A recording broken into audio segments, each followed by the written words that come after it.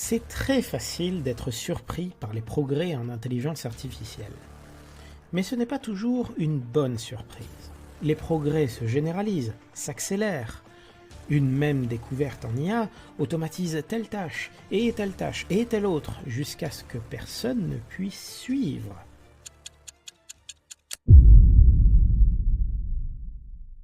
Moi, c'est Jérémy, ingénieur et docteur en intelligence artificielle. Ça fait 10 ans que j'étudie la sûreté et la gouvernance de l'IA.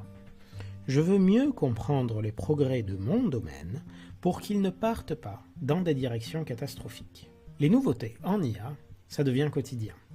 De nouvelles découvertes scientifiques, de nouvelles applications de ces recherches, de nouveaux produits. Plus vous vous informez dessus, moins vous vous faites surprendre. C'est normal. Si vous arrivez à suivre le rythme, vous faites mieux la différence entre les annonces réalistes et les écrans de fumée.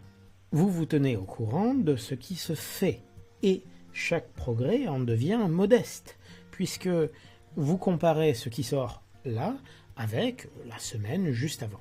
Alors que si vous êtes déconnecté de ce monde-là, vous allez avoir du mal à distinguer entre ce qui est déjà possible, ce qui sera possible très bientôt, et ce qui va demander encore 10 ans de recherche. À la place, vous découvrez les progrès par paliers. Par exemple, des millions de gens ont découvert du jour au lendemain qu'avec ChatGPT, on pouvait discuter avec une machine. Mais pour les gens du domaine, c'était plus progressif. Des machines qui dialoguent, on en avait depuis quelques années déjà. Au départ, très bancal, mais version après version, plus cohérente.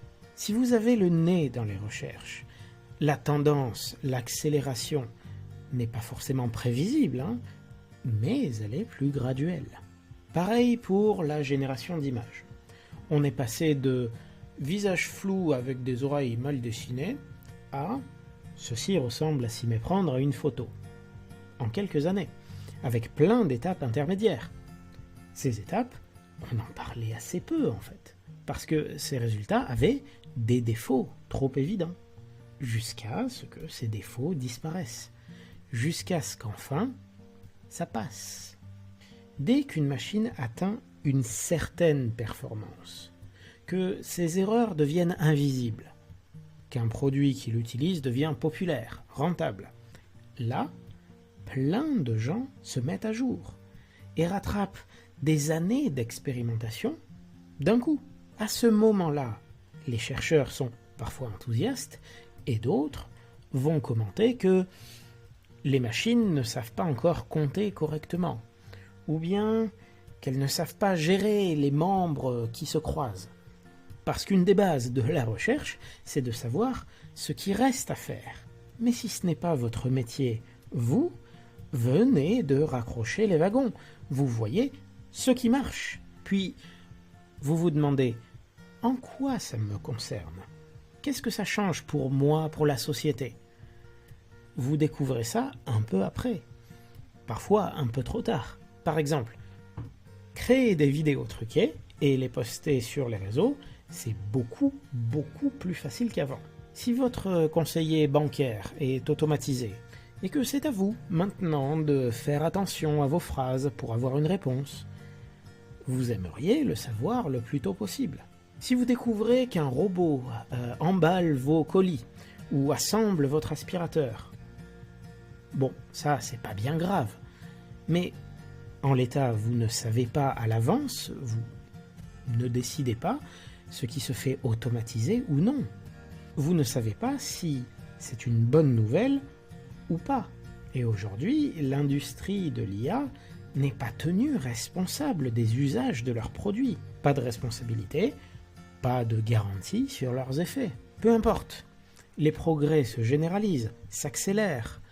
Une même découverte en IA automatise telle tâche et telle autre, jusqu'à ce que personne ne puisse suivre, que plus personne ne soit à jour. On arrête d'anticiper. La surprise devient la règle. L'enthousiasme devient aveugle. Je veux un progrès technologique fiable. pas être pris au dépourvu par nos propres créations. La sûreté n'arrive pas en claquant des doigts. Il faut se donner le temps de comprendre ce que l'on veut automatiser. Il faut décider quelle confiance on veut donner aux machines, avant de mettre ces découvertes dans les mains de tout le monde.